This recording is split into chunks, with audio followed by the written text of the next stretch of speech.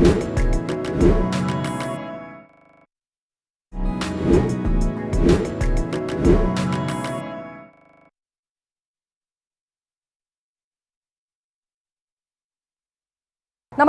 मैं हूं आपके साथ सायरा चौहान। एक बार फिर से आपके सामने हाजिर हूं ह्यूस्टन से लाइव बुलेटिन लेकर विदेश की खबरें। विदेश में क्या कुछ खास रहा ये हम अपने इस बुलेटिन में आपको दिखाने वाले हैं और सबसे पहले उस खबर को दिखाएंगे जिस पर दुनिया भर की नजरें टिकी रहीं। जी हां, सबसे पहले बात करेंगे SCO समिट 2025 की। SCO यानी कि शंघाई कोऑपरेशन ऑर्गेनाइजेशन, जो कि आयोजित हुआ चीन के तियानजिन में। इसमें दो बड़े नेताओं की अहम मुलाकात। जी हां, भारत के प्रधानमंत्री नरेंद्र मोदी और रूस के राष्ट्रपति व्लादिमीर पुतिन। सम्मेलन के बाद अहम मीटिंग हुई। कार के अंदर 45 मिनट तक बातचीत होती रही और उसके बाद द्विपक्षीय वार्ता हुई। जी हां, जिसमें अहम रणनीतिक मुद्दों पर बातचीत रही और उसके साथ ही साथ इस अहम मंच पर, SCO के मंच पर, भारत के प्रधानमंत्री नरेंद्र मोदी ने साफ कर दिया कि आतंकवाद की कोई जगह नहीं है। जी हां, पाकिस्तान के प्रधानमंत्री शहबाज शरीफ के सामने, जी हां, SCO के मंच पर उन्होंने साफ तौर पर जो 22 अप्रैल को पहलगाम में आतंकवादी हमला हुआ उसकी कड़ी निंदा की, जबकि जो तमाम देश थे उन सभी ने मिलकर इस बड़े आतंकवादी हमले की कड़ी निंदा की और साथ ही साथ आतंकवाद को लेकर जो दोहरे मानदंड हैं उनको भी साफ तौर पर नकार दिया। देखिए स्पेशल रिपोर्ट।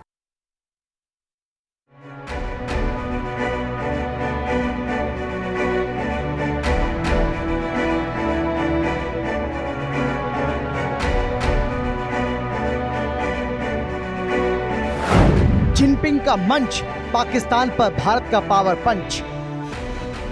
SCO घोषणा पत्र में पहलगाम का जिक्र, मोदी की बड़ी जीत। मोदी, जिनपिंग, पुतिन का बड़ा ऐलान, हिल गए ट्रंप शहबाज। SCO शिखर सम्मेलन कई मायनों में भारत के लिए उम्मीद से बढ़कर साबित हुआ। ये भारत की रणनीतिक स्वतंत्रता को प्रदर्शित करने और दुनिया को संदेश देने वाला मंच था कि भारत अपने नियमों से चलता है। जिनपिंग से हाथ मिलाना, पुतिन के गले लगना SCO समिट में PM मोदी के हर एक्शन का पावरफुल मैसेज था।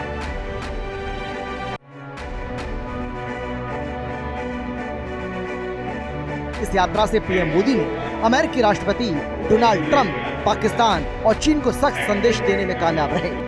प्रधानमंत्री नरेंद्र मोदी ने साफ संदेश दिया कि भारत ना तो दबाव में आएगा और ना ही उसे अलग थलग किया जा सकता और ना ही दबाव में कोई समझौता किया जाएगा। कि सुरक्षा, शांति और स्थिरता किसी भी देश के विकास का आधार है, किंतु इस मार्ग में आतंकवाद, अलगाववाद और अतिवाद बड़ी चुनौतियां हैं। आतंकवाद सिर्फ किसी देश की सुरक्षा ही नहीं, बल्कि पूरी मानवता के लिए एक साझा चुनौती है। प्रधानमंत्री नरेंद्र मोदी ने SCO के मंच अपने संबोधन में कुल 7 बार आतंकवाद का जिक्र किया। भारत पिछले 4 दशकों से निर्मम आतंकवाद का दंश झेल रहा है। कितनी ही माताओं ने अपने बच्चे खोए और कितने बच्चे अनाथ हो गए। हाल ही में हमने पहलगाम में टेररिज्म का बहुत ही घिनौना रूप देखा। उसके बाद पाकिस्तानी PM शहबाज शरीफ की मौजूदगी में SCO के सदस्य देशों ने 22 अप्रैल के पहलगाम आतंकी हमले की निंदा करने के साथ ही आतंकवाद के खिलाफ लड़ाई में दोहरे मानदंडों को भी नकार दिया। SCO के घोषणा पत्र में कहा गया, घोषणा नंबर 1, SCO देश पहलगाम आतंकी हमले की निंदा करते हैं। घोषणा नंबर 2, आतंकवाद के प्रायोजकों के खिलाफ कार्रवाई का समर्थन। घोषणा नंबर 3, पहलगाम हमले के अपराधियों, आयोजकों और उन्हें समर्थन देने वालों को सजा दिलाना जरूरी है। घोषणा नंबर 4, आतंकवाद के खिलाफ लड़ाई में दोहरा मापदंड मंजूर नहीं। घोषणा नंबर 5, एक तरफा बलपूर्वक उठाए गए कदमों का विरोध। SCO शिखर सम्मेलन की सबसे यादगार तस्वीर तब सामने आई जब PM मोदी और रूसी राष्ट्रपति व्लादिमीर पुतिन अपनी द्विपक्षीय बैठक के लिए एक ही कार में साथ साथ यात्रा कर रहे थे। दोनों नेता एक ही गाड़ी में साथ पहुंचे। जानकारी के मुताबिक पुतिन करीब 10 मिनट तक PM मोदी का इंतजार करते रहे और फिर दोनों 45 मिनट तक कार में बैठकर बातचीत करते रहे। कई मौकों पर PM मोदी और पुतिन हंसी मजाक भी करते नजर आए। इसी दौरान पाकिस्तान के PM शहबाज शरीफ किनारे खड़े नजर आए और वायरल वीडियो में ये साफ तौर पर देखा जा सकता है कि PM मोदी और पुतिन गहरी बातचीत में डूब गए और आगे बढ़ गए, जबकि शरीफ सिर्फ देखते रह गए। समिट में पीएम मोदी का शरीफ को नजरअंदाज करना ही काफी नहीं था, बल्कि अपने संबोधन में उन्होंने शहबाज शरीफ के सामने ही आतंकवाद का मुद्दा भी जोर शोर से उठाया, जिससे संदेश और भी तीखा हो गया। उनकी ये तस्वीरें देखकर पाकिस्तानी एक्सपर्ट ताहिर गोरा ने कहा कि पीएम मोदी साहूकार लग रहे हैं और शरीफ एक चपरासी। पाकिस्तान के chief of the army staff ने कुछ दिन पहले फ्लोरिडा में दिया था। उन्होंने कहा था कि भारत एक चमकती हुई मर्सिडीज कार है और पाकिस्तान एक कचरा ट्रक है। यही सूरत हाल हमें एससीओ के समिट में दूसरे रोज देखने को मिली, जब prime minister Narendra Modi president Putin के साथ और प्रेसिडेंट शी के साथ हंस हंस के गप्पे लगा रहे थे और कॉम्प्लेक्स जियोपॉलिटिक्स के इश्यूज पे बातचीत कर रहे थे कि प्रेसिडेंट पुतिन जैसे ही गुजरे हैं प्राइम मिनिस्टर शहबाज शरीफ के सामने, दूसरे वर्ल्ड लीडर्स के सामने, तो उसके बाद शहबाज शरीफ उनका इस्तकबाल करना चाहते हैं, उनको ग्रीट करना चाहते हैं, मगर प्रेसिडेंट पुतिन ने उनको इस बात का मौका ही नहीं दिया। 2025 का एससीओ शिखर सम्मेलन ऐसे समय में हो रहा था जब भारत के साथ अमेरिकी टैरिफ वॉर जारी है और ट्रंप की तरफ से रूस से तेल खरीदने की आलोचना की गई, लेकिन जो तस्वीरें सम्मेलन से सामने आईं, उनमें भारत, चीन और रूस के बीच सौहार्द साफ नजर आया। इन तस्वीरों से कहीं न कहीं ये इशारा मिलता है कि ट्रंप का टैरिफ दाव एक बदली हुई जियोपॉलिटिक्स का निर्माण कर सकता है और पाकिस्तान पर आयोजित आतंकवाद को भारत अब जड़ से उखाड़ फेंकेगा।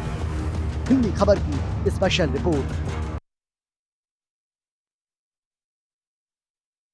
एससीओ समिट से निकलकर अब हम बात करेंगे अमेरिका और जापान के बीच हुई ट्रेड डील के बारे में। जी हाँ, अमेरिका के राष्ट्रपति डोनाल्ड ट्रंप ने एक कार्यकारी आदेश यानी कि एक एग्जीक्यूटिव ऑर्डर पर साइन किए हैं, जो कि जापान और अमेरिका के बीच हुआ है। इसके मुताबिक अब जापान से जो भी सामान यहाँ पर आएगा यानी कि अमेरिका में आएगा, उसमें 15% का बेस लाइन टैरिफ लगाया जाएगा। जी हाँ, और इस बात की जानकारी खुद व्हाइट हाउस ने शेयर की है। आपको बता दें कि जापान जो है वो अमेरिका के साथ एक बड़ा वो समझौता भी कर रही है, जिसका जिक्र इस ट्रेड डील में किया गया है। जी हाँ, जापान से जो भी सामान आयात होगा और जो आगे डील की जाएगी वो करीब करीब बताई जा रही है कि $550 अरब का एक बड़ा समझौता जापान अमेरिका के साथ यहाँ पर कर रहा है। इसके साथ ही साथ आपको बता दें कि व्हाइट हाउस ने बयान साझा किया है कि जितना भी सामान, जितना भी उत्पाद अमेरिका से जापान में आएगा, उस पर 15% का बेस लाइन टैरिफ लगाया जाएगा। लेकिन इसके साथ ही साथ चाहे वो फार्मास्यूटिकल हो या फिर एरोस्पेस हो या फिर एरोस्पेस उत्पाद हो या प्राकृतिक संसाधन हो जो यहाँ पर उत्पादित नहीं होते या फिर यहाँ पर नहीं बनाए जा सकते यानी कि अमेरिका में, उन पर अलग तरीके से नियम लागू किया जाएगा। अब आप अंदाजा लगा सकते हैं कि ये जो ट्रेड डील है वो अमेरिका और जापान के बीच में कितने बड़े लेवल पर की गई है। इसके साथ ही साथ आदेश में जिक्र किया गया है कि जापान अमेरिका निर्मित कमर्शियल विमान और अमेरिकी रक्षा उपकरण भी खरीदेगा। आदेश में यह भी कहा गया है कि जापान अमेरिका के मैन्युफैक्चरिंग, एरोस्पेस, कृषि, खाद्य, ऊर्जा, ऑटोमोबाइल और औद्योगिक सामान उत्पादों को प्रमुख क्षेत्रों में बाजार पहुंच में अभूतपूर्व अवसर प्रदान करेगा। यानी कि आप अंदाजा लगा सकते हैं कि यहाँ पर जापान और अमेरिका के बीच में कितनी बड़ी ट्रेड डील हुई है।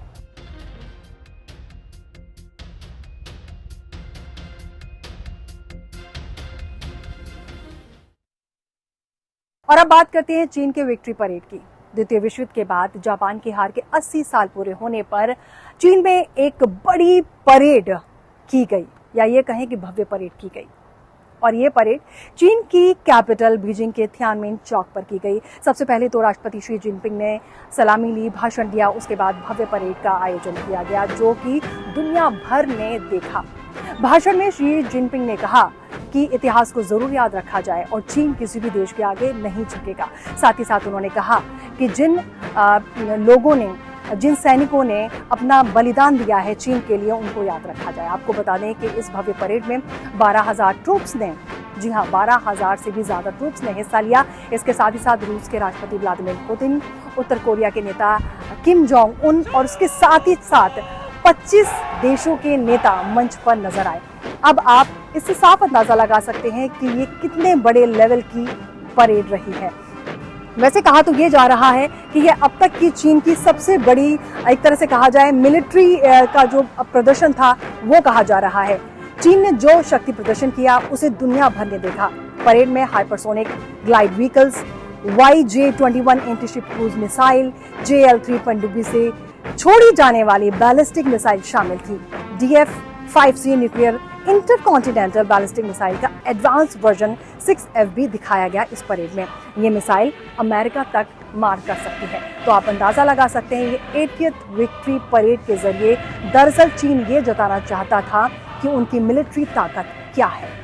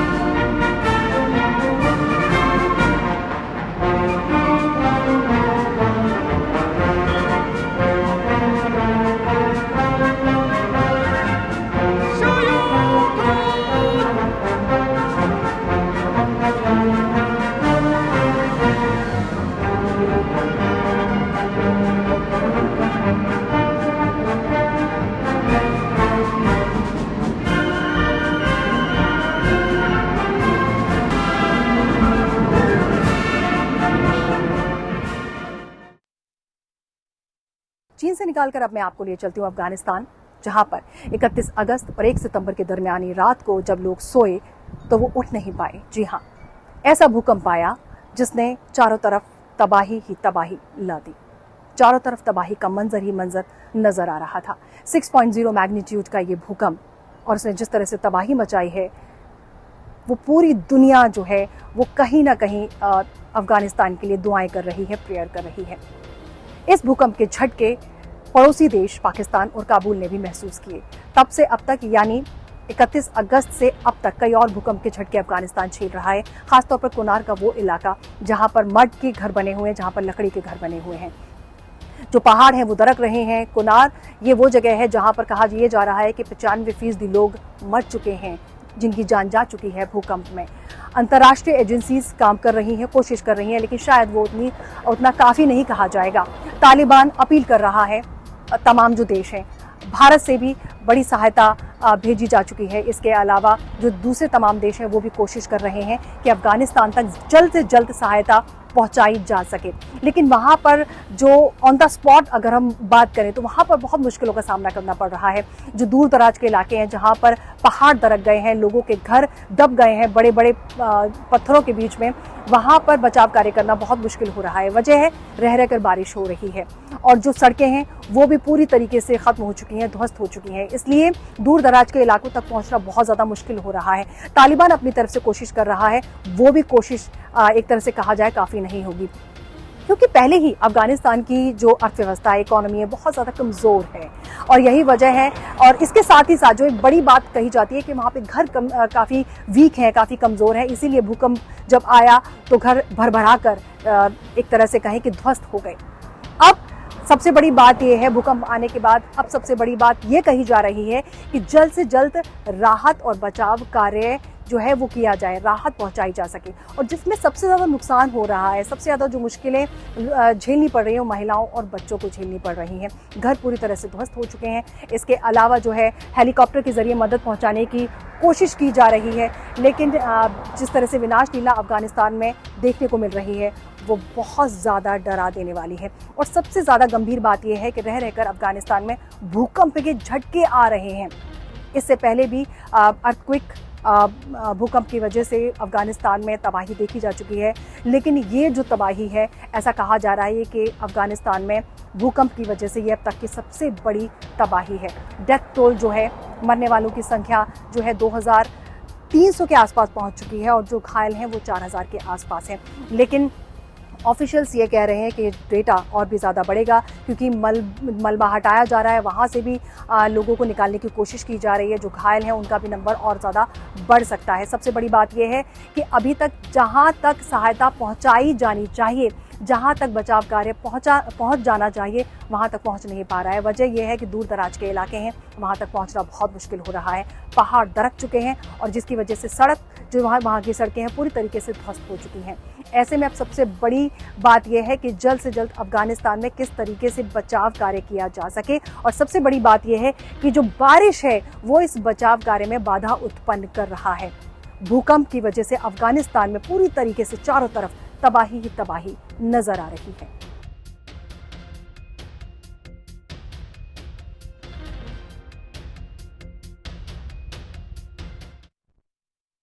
और अब मैं आपको ले चलती हूँ अमेरिका के शिकागो के हरधाम मंदिर में, जी हाँ, जहाँ पर गुजराती सीनियर्स ने संकीर्तन यात्रा के तहत श्रीमद् भागवत कथा का आयोजन किया। एक सप्ताह का ये आयोजन किया जा रहा है, जिसमें मौका दिया गया है ताकि लोग दूर दूर से आएं, जो देसी कम्युनिटी है, जो इंडियन लोग हैं, वो यहाँ पर आएं और कथा को सुनें। ऐसा मौका वैसे बहुत कम होता है। यहाँ पर देवी चित्रलेखा इस कथा को सुना रही हैं। आप तस्वीरों में देख सकते हैं कि किस तरीके से लोग कथा को सुन रहे हैं। भक्तिमय माहौल नज़र आ रहा है और किस तरह से श्री कृष्ण भगवान की भक्ति में डूबे हुए नज़र आ रहे हैं। दरअसल जब आप अपने देश से दूर होते हैं और इस तरह का कुछ भी आयोजन होता है तो लोग दौड़े चले आते हैं अपने काम धाम को छोड़कर। हमारी सहयोगी वंदना झिंगन ने इस खूबसूरत सी प्यारी सी स्टोरी को कवर किया है।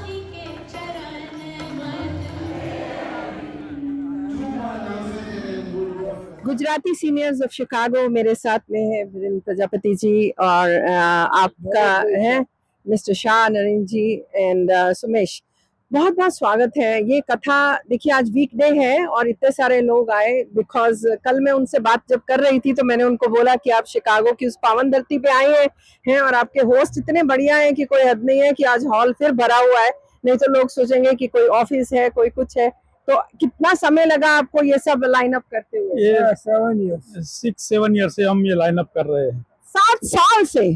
7 साल से हम लाइन अप कर रहे हैं। क्या बात है। मैंने 7 साल से मैं गया था फैजाबाद, तभी मैंने बात किया था मेरा और मेरी घरवाली ने, तो फिर सोचा कि भी मैंने इन्विटेशन दिया था कि शिकागो आ जाओ, आपको बहुत आनंद आएगा। हमारे शिकागो में गुजराती की बस्ती भी बहुत है, इसके लिए आपको भी बहुत मजा आएगा, कथा करने का और कथा सुनने वाले का भी आनंद होगा। तो फिर बोलता मैं पक्की आऊंगी, तो उसके अपॉइंटमेंट लेते लेते 7 साल निकल गया।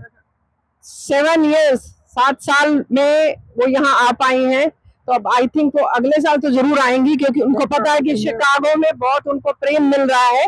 बट हम तो सिर्फ एक कहेंगे कि काफी और लोग भी जो नए लोग हैं वो भी आने चाहिए ताकि सबको इस चीज का आनंद।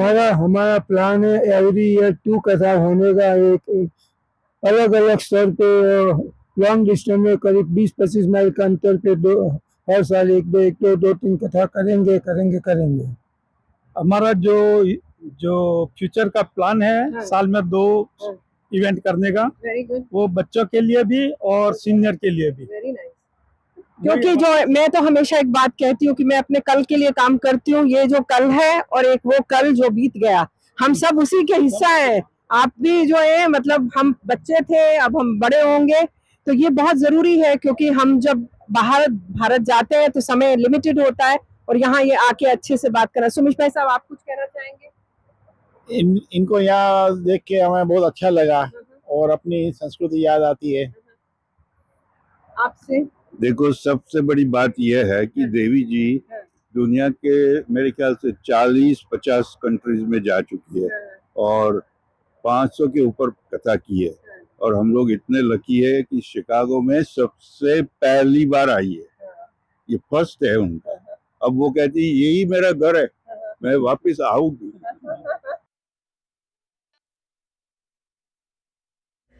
बाबा बोले अभी मत लेके आ, जब बड़ा होगा तेरा लाला तब तो बाहर आएगा, शादी करेगा।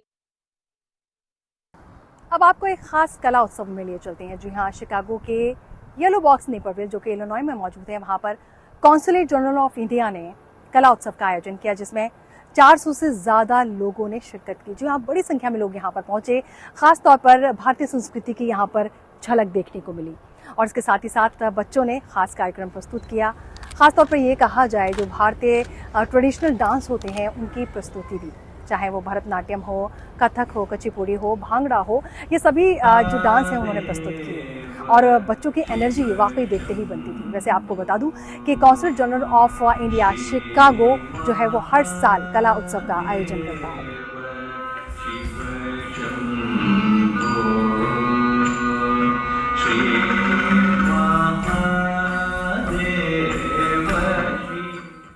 Namaskar, we are right here in the yellow box. With me is our Honorable Consul General. This is Vandana Jingan from Hindi Cover. And this is a signature program year after year that we are seeing it has been improved called Kala Utsav. Somnath ji Ghosh, we welcome you. आपका बहुत बहुत स्वागत करती हूँ मैं। ये जो programme है अब इस वक्त लोगों के लिस्ट पे हो गया है कि वो चाहते हैं कि हम इसको देखें। जब ये शुरू हुआ था पहले से नहीं था, पर अब जो है हमको हर तरह के भारत के जो सारे विभिन्न स्टेट्स हैं उनकी कलाकृतियाँ देखने का अवसर मिलता है और सब लोग बहुत उत्सुक रहते हैं, इसका इंतज़ार करते हैं कि कब ये हो। धन्यवाद। आप हर साल लास्ट 2 साल हमने किया, उसका पहले भी किया। कोविड का टाइम शायद 2 साल बंद था, मुझे बताया गया। और बहुत सारे यहाँ का जो ग्रेटर शिकागो का जो भारतीय समुदाय है वहाँ से लोग ये देखने आते हैं और शिकागो का बाहर से भी आते हैं। Detroit, Wisconsin, Michigan, Indianapolis and other urban area mainly, and they drive for hours and to come and mostly to participate. More than the number of people who come to watch it, I'm amazed at the number of children and musical group. वो जो लोग यहाँ आते हैं और यहाँ वो अपना कला प्रदर्शन में इतना इच्छुक होता है, इतना उत्सुक होते हैं। तो आज हमने 13 या 14 यहाँ नृत्य ये रखेंगे और ऐसे प्रोग्राम करेंगे। बहुत सारे लोगों को हमने इस साल चांस नहीं दे पाया क्योंकि हमारा पास उतना समय नहीं होता है। 2 घंटा में हम इसको खत्म करना पड़ता है। लोग दूर दूर से आए हैं, तो ये दिखाते हैं कि समुदाय इतना दूर है भारत से और बहुत सारे बच्चे जिनका जन्म यहाँ हुआ, कि बहुत बच्चे बचपन में यहाँ आ गया, वो लोग भारतीय कला, भारतीय संस्कृति, भारतीय भाषा से अपना रिश्ता रखते हैं। उसका वो घर में चर्चा करते हैं और सामुदायिक रूप से भी सब एक साथ आते हैं। बहुत सारे क्लब और बहुत सारे नृत्यशाला और सब यहाँ संगठित होता है, वो एक साथ करते हैं। और हम लोग तो यहाँ जैसे ड्रामाटिक्स, इतना सारे क्लब है, हिंदी क्लब है, बहुत सारे भाषा का क्लब है। वो तो ये तो बहुत छोटा सा एक अनुष्ठान होता है भारतीय आज का जो कला उत्सव। लेकिन हम लोग हर साल तभी एक हमारा तरफ से करते हैं बच्चों को यहाँ अंशग्रहण के लिए, कि उनके लिए एक मौका मिले। बाकी जितना होता है जो समुदाय खुद करता है वो सब देखने के लिए तो हर दिन कहीं ना कहीं जाना पड़ेगा। हम बात करते हैं नॉर्थ की, उत्तर, दक्षिण, पूर्व, पश्चिम, और आज सब हमको यहाँ देखने को मिलने वाला है। ये सबसे बड़ी खूबसूरत है। ऐसा भी होता है कि कोई नृत्य कला, कोई लौकिक, कोई नृत्य जो मुझे पहले बार यहाँ देखने के लिए मिला। जब मैं भारत में था उसके बारे में मुझे उतना अवगति नहीं था, उतना मैं नहीं जानता। यहाँ पहले बार देखा। मुझे याद है पिछले साल पिछली बार इंटरव्यू में मिशोरी से एक केरला क्रिश्चियन समुदाय का एक यहाँ नृत्य हुआ था, पेश हुआ था, जो कि मैं पहले बार देखा। इसका पहले हमने देखा ही नहीं हुआ। आपने वो मेंशन भी किया था मेरे इंटरव्यू में। तो ये हर साल होता है कुछ ना कुछ। इस साल भी मैं कुछ नया चीज के लिए मैं यहाँ अधीर आग्रह से मैं यहाँ इंतजार कर रहा हूँ, यहाँ अपेक्षा में मैं हूँ। बहुत बहुत धन्यवाद हमसे बात करने का। चलिए अब प्रोग्राम दिखाते हैं अपने दर्शकों को। नमस्कार।